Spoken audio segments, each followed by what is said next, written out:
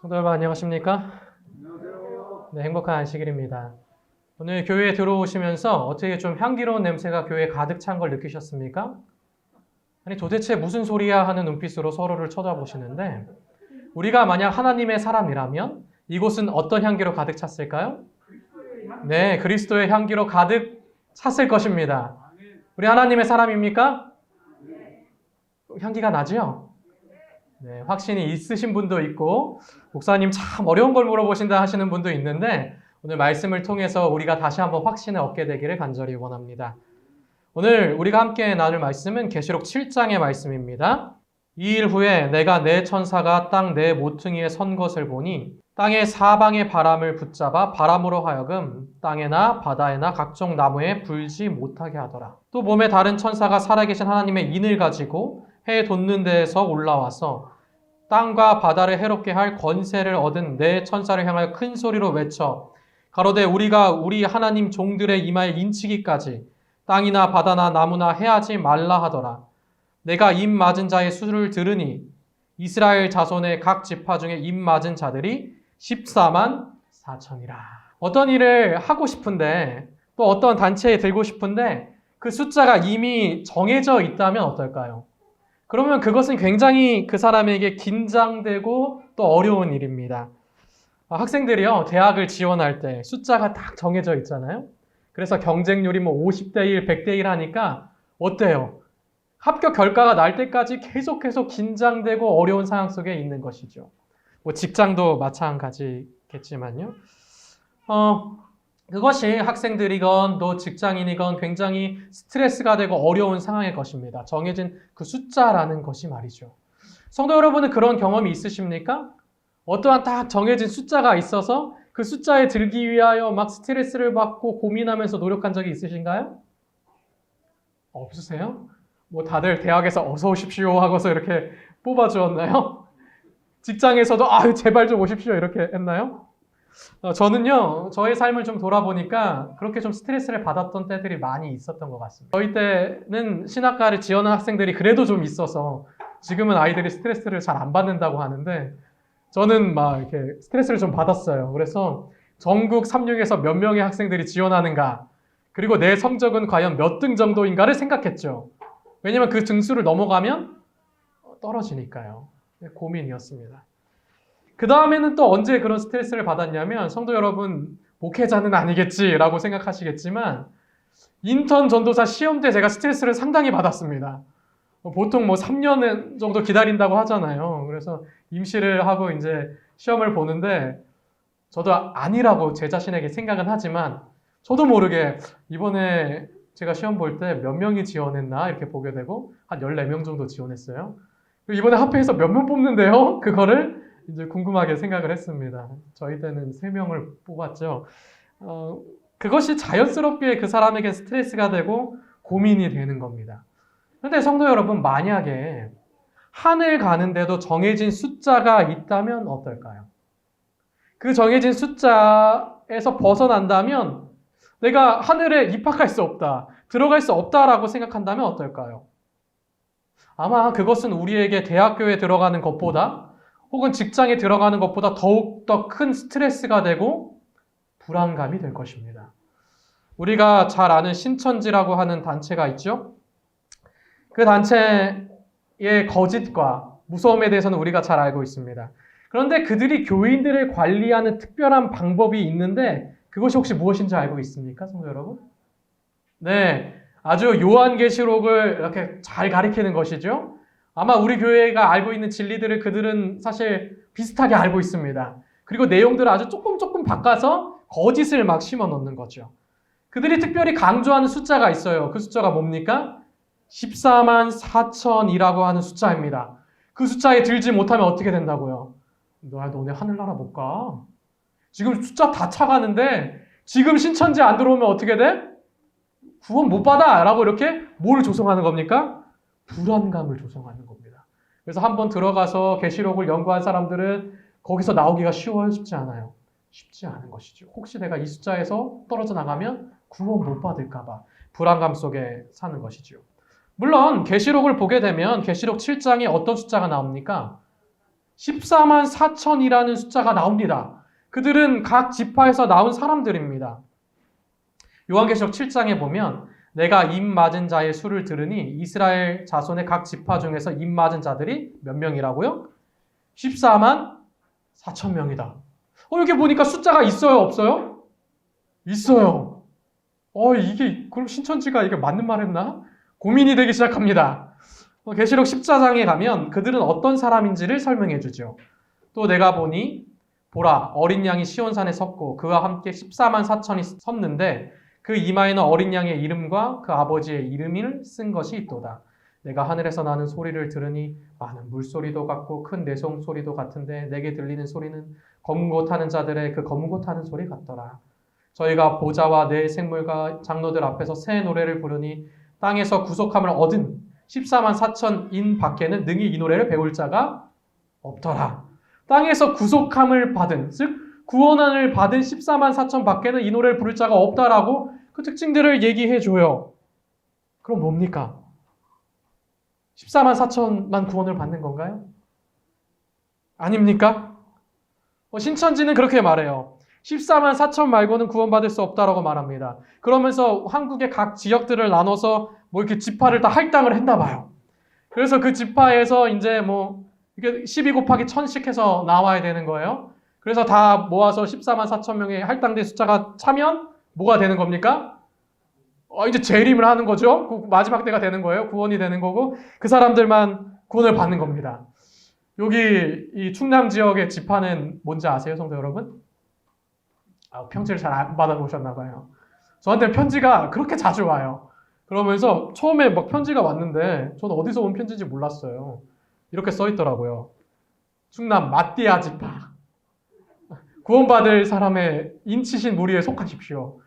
마띠아 지파가 도대체 어딨나? 내가 성경을 제대로 공부를 안 했나? 이런 고민이 들었습니다. 마띠아라는 것을 우리 잘 알고 있죠. 유다를 대신해서 사도가 된 사람이 마띠아입니다. 왜 그런지 모르겠지만 아마 유다 대신에 마띠아를 넣었나 봐요. 마띠아 지파에 들래요. 제발 신천지 저에게 이런 편지 안 보냈으면 좋겠습니다. 일주일에 하나씩 꼬박꼬박 보내는데 부탁입니다. 그들은 사실 불안감을 조성하는 거예요. 그리고 들게 만든다고 하는 거죠. 그런데 성도 여러분, 우리의 과거의 모습을 보면 사실 14만 4천이라는 숫자가 우리에게도 좀 익숙한 숫자입니다. 과거에 그런 숫자들을 많이 생각했던 것 같아요. 심지어 지금도 그리스도인이라고 하는 사람들 중에서 14만 4천이라는 숫자를 생각하시는 분들이 계실지도 몰라요. 그리고 불안해합니다. 내가 그 둥수 안에 들어야 되는데 거기 못 들면 구원 못 받는데 난 지금 몇 등 정도일까 생각합니다. 오늘 함께 읽은 계시록 본문은 계시록 7장에 하나님의 입 맞은 사람들의 숫자가 14만 4천이라고 말합니다. 하나님의 인이라고 하는 것은 무엇인가? 하나님의 인이라고 하는 개념을 구약 성경 에스겔서는 이렇게 얘기해 줍니다. 에스겔서 9장입니다. 이르시되 너는 예루살렘 성중에 순행하여 그 가운데 행하는 모든 가증한 일로 인하여 탄식하며 우는 자의 이마에 표하라 하시고 나는 듣는데 또 그 남은 자에게 이르시되 너희는 그 뒤를 쫓아 성읍 중에 순항하며 아껴 보지도 말며 긍휼도 베푸지 말고 쳐서 늙은 자와 젊은 자와 처녀와 어린아이와 부녀를 다 죽이되 이마에 표 있는 자에게는 가까이 말라. 내 성소에서 시작할지니 하시매 그들이 성전 앞에 있는 늙은 자부터 시작하더라 라고 이야기를 합니다. 여기 보니까 뭐라고 얘기해요? 하나님의 표를 받은 사람이 즉 인받은 사람이에요. 그런데 구약시대에 보면 하나님의 표, 이는 무엇을 의미하냐면 그 사람의 소유다라고 하는 것을 의미합니다. 그러면 구약의 개념 속에서는 하나님의 소유, 하나님의 인받은 자들만 뭐를 받아요? 보호를 받고 구원을 받습니다. 그렇지 않은 사람한테는 뭐가 있어요? 심판이 이르러 온다라고 성경은 얘기해요. 그것이 구약의 개념이고 사실 계시록의 개념입니다. 그러면 14만 4천 명은 어떤 사람이에요? 하나님의 사람이에요. 하나님의 소유된 백성입니다. 그들에겐 구원이 이르러 오고 다른 사람들에겐 뭐가 와요? 심판이 옵니다. 아멘입니까? 아니면 두려운 기별입니까? 여기까지 들으면 참으로 두렵고 무서운 기별입니다. 우리가 1960년대까지만 해도 이 기별이 저희에게 전혀 두려운 기별이 아니었어요. 왜냐하면 재림교인의 숫자를 이렇게 한번 세봤더니 한 몇 명 정도 되었어요, 그때는. 14만 4천이 안 되는 거예요. 그래서 열심히 선교해서 우리도 모아자 14만 4천 명에 들자라고 그렇게 이야기를 했었습니다. 그런데 시간이 지나가면서 보니까 우리 숫자가 점점 늘어나요. 그리고 지금 보니까 지금 몇 명 되는 것 같아요? 1,800만, 1,900만 정도 된답니다. 공식적으로 그러니까 실제로는 적어도 한 1,000만 정도는 되는 것 같아요. 14만 4천에서 굉장히 벗어난 숫자죠? 몇 명 정도 이겨야 돼요, 한 명당? 한 10명은 이겨야 됩니까? 그렇게 생각하면 참으로 어려운 것입니다. 그런데 이 숫자가 정말로 의미하는 것은 뭘까? 그 등수에 우리는 들어야 되는 건가? 오늘 계시록 본문은 이 7장의 내용을 다루고 있는데 이 7장의 14만 4천이 어떻게 등장하는가에 대해서 우리가 배경을 좀 알 필요가 있습니다.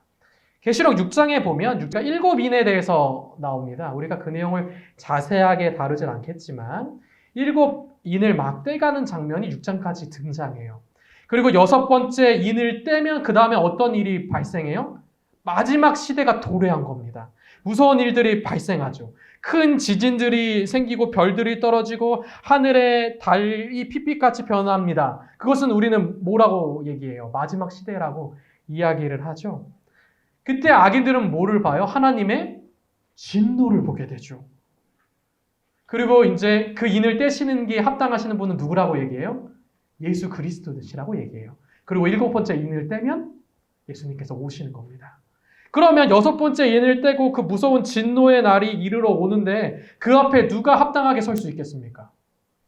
누가 하나님의 백성으로 온전하게 그 앞에 설 수 있을까요? 그때 6번째 인을 뗄 때 그들은 막 이렇게 무서워하면서 얘기합니다. 계시록 6장 17절입니다. 그들이 진노의 큰 날이 이르렀으니 누가 서리요 하더라. 아니 이렇게 무서운 일들이 이루어지고 하나님의 재림이 가까워오는데 누가 하나님 앞에 서겠는가? 누가 구원을 받겠는가? 그 얘기를 하는 겁니다. 7번째 인을 떼는 일만 남겨져 있어요. 6번째 인은 이미 떼졌어요. 마지막을 향해서 가고 있습니다. 누가 하나님의 진노의 날에 능히 쓰고 누가 시련을 통과하겠는가? 그 질문에 대한 대답을 몇 장이 줘요? 계시록 7장은 주고 있는 것입니다. 누가 서겠는가? 이렇게 대답하죠. 가로되 우리가 우리 하나님의 종들의 이마에 인치기까지 땅이나 바다나 나무나 해하지 말다 하더라. 내가 입맞은 자의 수를 뭐하니? 들으니. 이게 중요합니다. 기억하세요. 이스라엘 자손의 각 지파 중에서 입맞은 자들이 14만 4천이라고 말하죠. 누가 서겠는가? 14만 4천이 선다라고 성경은 이야기합니다. 무슨 말입니까? 이 시험을 이겨내고 하나님 앞에 설 수 있는 사람은 14만 4천이죠. 하나님의 인을 받은 사람들, 즉 하나님의 사람이 14만 4천이라고 이야기합니다. 입맞은 사람들은 하나님을 의지하고 복음을 듣고 성령을 의지하는 하나님의 사람입니다. 그 사람들이 14만 4천이죠. 어떻게 인을 만나요? 하나님의 성령으로 인을 맞게 됩니다. 성도 여러분, 인 맞으셨어요? 안 맞으셨어요? 큰일 났네요, 지금. 14만 4천 안에 들어야 되는데, 성도 여러분 불안하잖아요. 지금 몇 등이에요? 큰일 났습니다. 에베소서 1장 이렇게 얘기합니다. 이는 그리스도 안에서 전부터 바라던 우리로 그의 영광의 찬송이 되려 하심이라. 그 안에 있는 너희도 진리의 말씀 곧 하나님의 구원의 복음을 듣고 그 안에서 또 믿어 약속의 성령으로 인치심을 받았다라고 말하죠. 그 성령으로 인치심을 받은 사람이 마지막에 하나님 앞에 설 사람이고 구원받은 사람들입니다. 이 사람들은 다시 계시록 14장에 나타나죠.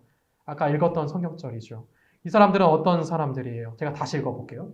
또 내가 보니 보라 어린 양이 시온산에 섰고 그와 함께 14만 4천이 섰는데 그 이마에 어린 양의 이름과 그 아버지의 이름이 쓴 것이 있도다. 내가 하늘에서 나는 소리를 들으니 많은 물소리도 같고 큰 뇌성 소리도 같은데 내게 들리는 소리는 검은 고 타는 자들의 검은 고 타는 것 같더라. 저희가 보좌와 내 생물과 장로들 앞에서 새 노래를 부르니 땅에서 구속함을 받은 14만 4천 밖에는 능히 이 노래를 부를 자가 없더라. 다시 이들의 특징을 언급하면서 14만 4천이라고 말합니다. 이들은 하나님을 의지하고 시련을 이겨내서 구원받은 사람이라고 말하죠. 그러면 다시 우리를 보는 거예요. 그럼 나는 14만 4천에 드는 사람인가? 성도 여러분, 우리는 14만 4천 안에 드는 사람들입니까? 서재엽 집사님은 14만 4천 안에 드는 사람이고 우리는 등수가 좀 밀려있나요? 그런데 이 14만 4천이라는 숫자에 대해서 우리가 자세히 보게 될수록 이것이 등수와 관계없는 이야기라는 것을 우리는 점차적으로 알게 됩니다. 계시록은 물론 정확한 숫자에 대해서 이야기하죠. 그들은 하나님의 소유된 백성이라고 말합니다. 그런데 계시록 14장에는 다시 어떤 존재가 나오냐면 이러한 14만 4천과 대비되는 존재가 나오죠. 그들은 하나님의 인대신에 따른 걸 선택합니다. 뭐예요 그게? 우리가 새 천사의 기별을 알잖아요. 셋째 천사가 이야기하죠. 이것을 받으면 밤낮 쉼을 얻지 못한대요. 그게 무엇입니까? 네, 짐승의 표입니다. 두 무리가 나와요. 하나님의 백성과 누구의 백성이요? 네, 사단의 백성이죠. 세상을 선택하는 사람들입니다. 하나님의 통치를 선택한 사람과 세상의 거짓 통치를 선택한 사람이 나와요. 그런데 한 무리는 14만 4천으로 대표되는 무리였어요. 그러면 14만 4천밖에 안 되는가? 우리는 고민하게 되는 거죠. 근데 본문이 이야기하는 건 그것입니다. 성도 여러분, 우리는 하나님의 사람입니까? 아니면 세상의 사람입니까? 우리는 그 날에 능히 설 사람들입니까? 아니면 두려워 떨며 바위 뒤로 숨을 사람들입니까? 그것을 묻는 거예요. 성도 여러분, 우리는 어떤 사람들입니까? 14만 4천 안에 드는 사람들입니까? 네. 우리는 그런 사람들이 될 거예요. 이제 우리는 사실은 14만 4천과는 엄청난 거리를 둔 교단이 되었어요. 등수를 생각하면 우리는 불안에 떨 수밖에 없습니다. 야, 너무나도 어렵다라고 생각하는 게 사실이죠. 그래서 여러 가지 다른 의견들이 그동안 좀 나오기 시작했어요. 이 숫자를 보니까 이 숫자는 찬양대의 숫자인 것 같다라고 이야기하는 사람들이 생겼습니다. 아니야, 또 이 숫자는 살아서 구원받는 사람의 숫자만 의미하는 거야 라고 이야기하는 사람들이 생겼어요. 그러면 우리는 다 예수님 오시기 전에 다 대부분 죽겠네요. 그죠? 아니면 우리는 그 노래 못해가지고 찬양대회는 못 들겠네요. 그죠? 뭐 둘 중에 하나 아닙니까? 제가 고등학교 때 그런 상상들을 많이 했어요. 아유, 나는 노래 못해가지고 찬양대회는 아마 못 들 것 같다. 나도 찬양대 하고 싶은데 그런 오해를 좀 했었습니다. 제가 고등학교 때 저희 학교에 물보라라고 하는 남성 중창단이 있었습니다. 근데 제가 그 중창단 너무 하고 싶었거든요. 제가 어릴 때부터 무지개 합창단이라고 하는 합창단을 했습니다. 그 노래를 꽤나 잘한다고 생각을 했어요. 성도 여러분 어떻게 느끼실지 모르겠지만 그래서 저는 합격할 거라고 믿었죠. 그리고 제가 이 세컨 테너 보통 멜로디를 하는 그 찬양단에 제가 지원을 했습니다. 그 파트로요. 가서 막 열심히 노래를 했죠. 제가 어떻게 생각했을까요? 잘했다고 생각했을까요? 못했다고 생각했을까요? 네, 잘했다고 생각했습니다. 네, 자신감이 좀 있거든요. 그리고 나서 이제 결과를 기다렸죠. 합격했을까요? 떨어졌을까요? 어떻게 그렇게 확신하십니까? 제가 찬양하는 걸 많이 들으셨군요. 네. 네, 성도 여러분들이 소망하시는 그대로, 예상하시는 그대로 제가 떨어졌습니다. 아, 고백했습니까? 근데 그날부터 제가 기분이 안 좋더라고요. 너무 기분이 안 좋았어요. 수업을 듣는데 수업이 안 들렸어요. 야, 아니, 나 노래 이 정도면 된 거 아닌가? 뭐 얼마나 더 잘하는 사람을 뽑길래 내가 떨어져야 되나? 이렇게 멍하니 있었습니다. 같이 시험 본 친구들이 와서 지성아 너 노래 잘했어. 근데 내가 선배들한테 물어보니까 너는 너무 좀 가요풍이 난대. 그래서 떨어뜨렸대. 제가 좀 가요풍이 나나요, 성도 여러분? 없지 않아 있죠? 가요를 많이 들었나? 예, 근데 만약에 하늘 찬양대도 그렇다면 성도 여러분 얼마나 안타깝습니까? 저 사람은 노래 잘해서 그 시온산에서 노래 부르고 나는 뭐예요? 시온산 안에서 이렇게 지켜봐야 되는 겁니까? 그런 건 아닐 거예요. 하나님은 어떤 사람은 뽑고 어떤 사람은 안 뽑고 그러신 분이 아니십니다. 성경은 우리에게 분명히 이렇게 얘기합니다. 베드로후서 3장 9절에 주의 약속은 어떤 이의 더디다고 생각하는 것 같이 더딘 것이 아니요 오직 너희를 대하여 오래 참으사 아무도 멸망치 않고 다 회개하기에 이르기를 원하시느니라. 이게 누구 마음이에요? 하나님 아버지의 마음입니다. 그러면 하나님 아버지의 마음은 뭐예요? 네, 누구든지 하나님 아버지를 선택하고 예수 그리스도를 의지하고 그분이 인도하신 대로 따라가면 다 뭐 하고 싶으시다고요? 구원하고 싶으시다고요. 넌 노래 잘하니까 찬양대 쓰고 너는 서지 마라. 그게 하나님 아버지의 뜻이 아니라고요. 다 구원받기를 원하신다고요. 그리고 여기 계시록 14장에 보면 구원받은 무리가 뭐예요? 노래 부른다고 되어 있어요. 찬양대 따로 뽑는 게 아니고요. 그렇잖아요. 그러면 이것은 도대체 무슨 뜻일까요? 계시록 7장은 14만 4천이라는 숫자가 어떻게 구성되는지 우리에게 이야기를 해줍니다. 계시록 14장을 보게 되면 그 숫자들이 이렇게 구성이 된대요. 제가 길지만 한번 읽어볼게요. 내가 입맞은 수를 들으니 이스라엘 자손의 각 지파 중에서 입맞은 자들이 14만 4천이라. 유다 지파 중에서 입맞은 자가 1만 2천이고 르우벤 지파 중에서 입맞은 자가 1만 2천이고 각 지파 중에서 1만 2천이고 아셀 지파에서 1만 2천이고 납달리에서 1만 2천이고 므낫세에서 1만 2천이고 시므온에서 1만 2천이고 네이에서 1만 2천이고 이사갈에서 1만 2천이고 스불론에서 1만 2천이고 요셉에서 1만 2천이고 베냐민에서 1만 2천이라고 말합니다. 여기 보니까 뭐가 나와요? 네, 14만 4천이 나오는데 이스라엘 각 지파가 나옵니다. 그리고 각 지파에서 얼마씩 나왔대요? 1만 2천씩 나왔어요. 그렇죠? 1만 2천씩 나왔습니다. 그러니 보니까 각 지파에서 1만 2천씩 12지파에서 나와서 14만 4천이 된 거예요. 그러니까 12 곱하기 1000이 된 거죠. 각 지파에서 1000명씩 묶어서 12그룹이 나온 겁니다. 왜 그렇게 했냐면 당시 이스라엘 이 사람들이 고대에 각 그 군대를 구성하는 그 군대를 몇 명씩 나눴냐면 1000명씩 나눴어요.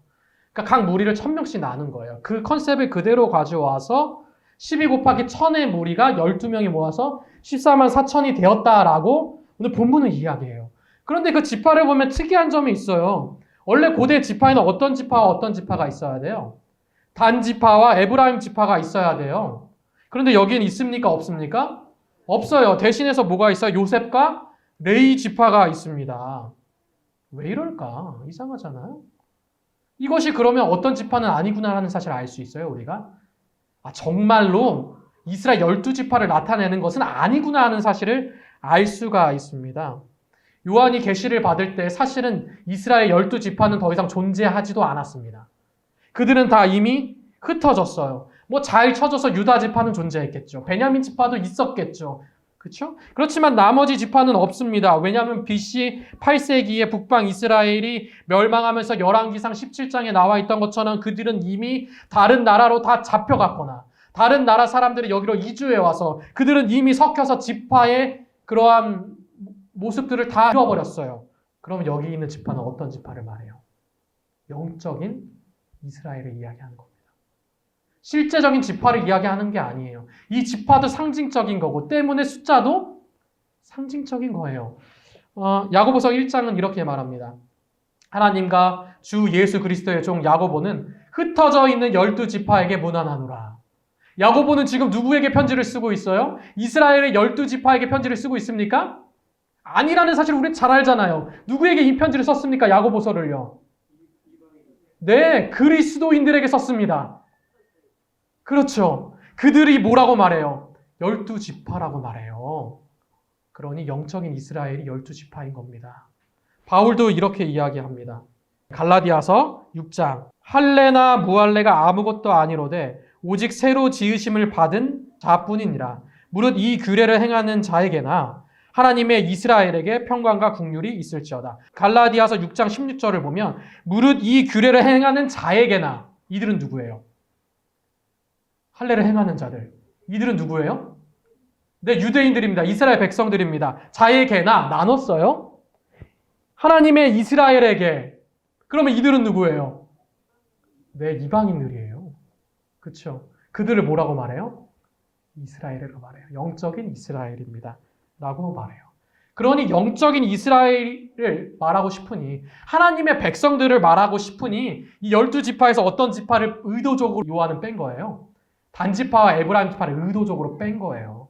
그리고 지파 안에 안 들었던 레위 지파를 의도적으로 가져오고 요셉을 가져온 거예요. 왜냐하면 단지파는 어떤 지파였어요? 사사기 우리 18장 보면 알잖아요. 우상 숭배하는 지파예요. 그러니 뭐 할 수 없어요. 이들이 영적인 이스라엘이라고 말할 수 없잖아요.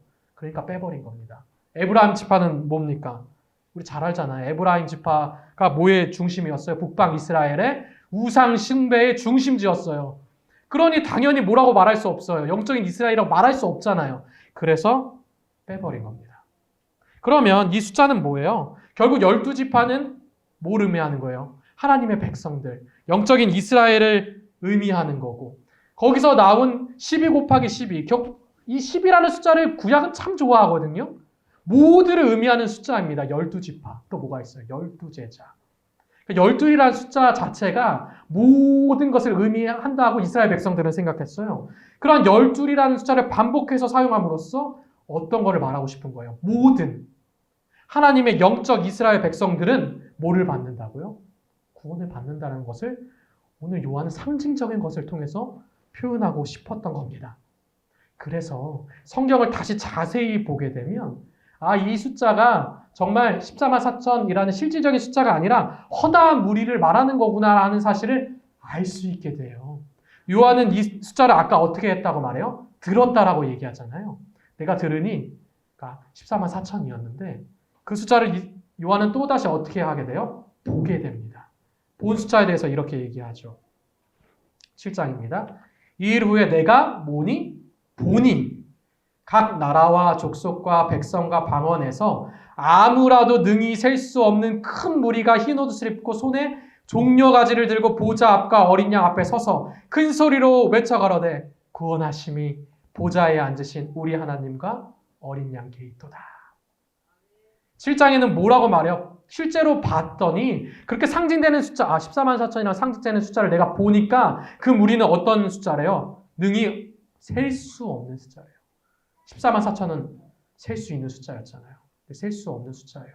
그들이 찬양을 합니다. 뭐라고 찬양해요? 구원하심이 보좌에 앉으신 우리 하나님과 어린 양께 있도다. 물론 이 노래는 아니겠죠. 하지만 이러한 내용을 가지고 찬양한대요. 노래 못하는 저도 그 찬양대에 들 수 있어요? 없어요? 네, 들 수 있습니다. 이 찬양대는요, 가요풍 난다고 떨어뜨리지 않는다니까요. 우리 모두가 들 수 있는 그러한 숫자입니다. 그래서 이 숫자는 참 우리에게 은혜가 되는 숫자입니다.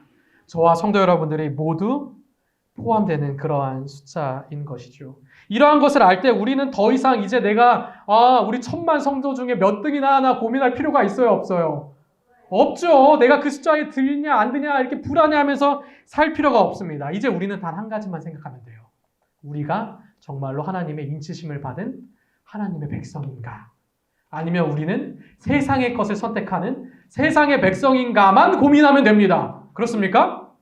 네. 그럼 성도 여러분, 우리는 14만 4천에 드는 하나님의 백성입니까? 왜 아직도 고민하시죠? 그 숫자가 의미가 없다는 걸 이미 풀어드렸는데요. 우리는 하나님의 백성입니까? 네. 하나님의 백성은 그럼 어떤 특징을 가지고 있을까요? 요한계시록은 계속 그 특징에 대해서 이렇게 이야기합니다. 장로 중에 하나가 응답하여 내게 이르되 이 흰옷을 입은 자들이 누구며 또 어디에서 왔느냐? 하나님의 백성이 누구며 또 어디에서 왔느냐? 이렇게 묻는 거예요. 내가 가로되 내 주여 당신이 알리이다 하니 이미 안다는 거예요. 그가 나더러 이르되 이는 큰 환난에서 나오는 자들인데 어린 양의 피에 그 옷을 씻어 희게 하였느니라. 그들은 누구래요? 어린 양의 피에 그 옷을 씻어 희게 하였대. 우리가 어제 로마서를 함께 공부하면서도 배웠듯이 우리를 깨끗게 할 수 있는 건 누구밖에 없어요? 예수님밖에 없어요. 이들은 누구예요? 결국 예수님의 십자가의 보혈을 의지하는 사람들이에요. 자기 자신으로 의롭게 된 사람이 아니라 예수님을 믿고 의지하는 사람들이에요. 그리고 이들은 어린 양이 인도하는 대로 어디든지 따라가는 자예요. 왜냐하면 계시록 14장 이렇게 얘기하거든요. 이 사람들은 여자로 더불어 더럽히지 아니하고 정절이 있는 자라 어린 양이 어디로 인도하든지 따라가는 자며 사람 가운데 구속을 받아 처음 익은 열매로 하나님과 어린 양에게 속한 자느니 그 입에는 거짓말이 없고 흠이 없는 자들이라고 말해요. 그럼 여기서 특징이 나왔어요. 어떤 사람들이에요? 이들은 하나님의 보혈을 의지하는 사람이에요. 예수님을 의지하는 사람이에요. 그리고 예수님이 인도하는 대로 따라가는 사람이에요. 이들이 누구예요? 하나님의 백성입니다. 그러니까 14만 4천은 뭐예요? 하나님의 백성을 말하는 거예요. 하나님의 백성들은 어떻대요? 내 안에 내가 살아있지 않아요. 나의 자아가 있지 않아요. 십자가 와서 예수님과 함께 나의 자아를 어떻게 했어요? 죽였어요. 그리고 예수님의 보혈을 의지합니다. 그런 사람들은 막 와서 내가 이렇게 막 했는데 저 사람 이렇게 안 하네요. 그런 말 절대 할 수가 없어요. 왜요? 예수님의 보혈만을 의지하는 사람이니까요. 그런 사람들은 어떻게 한대요? 어린 양이 어디로 인도하든지 따라가는 사람이래요. 뭐 올해는 좀 어렵고 힘드니까 잠시 교회 좀 쉬었다가 내년에 때 되면 교회 나가야지 하는 사람들이 아니래요. 코로나 시국이니까 방송으로 예배 드리는데 방송 켜놓고 일도 많으니까 또 다른 일 좀 해야지. 이런 사람이 아니래요. 어린 양이 인도하든지 그 상황과 그 환경과 그 배경에 관계없이 이때는 어때요? 큰 환난과 고통이 있을지라도 예수님을 따라가는 사람들이래요. 그들이 하나님의 백성이라고 오늘 계시록은 이야기합니다. 사랑하는 성도 여러분, 우리는 14만 4천 명에 속한 하나님의 백성입니까? 그렇습니다. 허다한 무리가 예수님의 십자가를 의지하여 어린 양을 따라갑니다. 그들에게는 무엇이 약속되어 있어요? 구원이 약속되어 있어요. 계시록 7장 이렇게 이야기합니다. 그러므로 이들이 하나님의 보좌 앞에 있고 또 그의 성전에는 밤낮 하나님을 섬기며 보좌에 앉으신 이가 그들 위에 장막을 치시리니. 장막을 치신다. 집을 만드신다. 함께 거한다. 이런 뜻이에요. 너무나도 감동스럽지 않습니까, 성도 여러분? 저희가 다시는 줄이지도 아니하며 목마르지도 아니하고 해나 아무나 뜨거운 기운도 상하지 아니할지니 이는 보좌 가운데 계신 어린 양이 저희의 목자가 되사 생명수의 샘으로 인도하시고 하나님께서 저희의 눈에서 모든 눈물을 씻어줄 것임이라 라고 이야기합니다. 사랑하는 성도 여러분, 우리는 하나님의 사람입니까? 우리는 오늘 십자가만 의지하며 예수님을 따라가고 있습니까?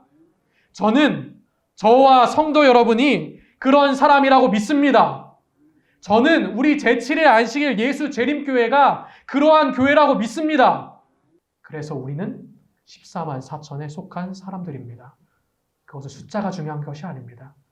그들의 특징과 그들의 정체성이 중요한 것입니다. 저는 우리의 정체성이 그렇다고 믿습니다. 사랑하는 성도 여러분, 이제 때가 가깝습니다. 우리는 주변의 상황들을 보면서 그것을 다 느끼고 있습니다. 오늘 저와 성도 여러분이 예수님만을 바라보시면서 그분만을 따라가시기를 간절히 원합니다. 그리하여 마지막 날에 비록 저도 노래는 못하지만 가요풍으로 노래를 부를지 모르겠지만 종려나묘를 흔들면서 찬송의 노래를 부르는 저와 성도 여러분이 되시기를 간절히 바라면서 오늘 말씀을 줄이도록 하겠습니다. 아멘.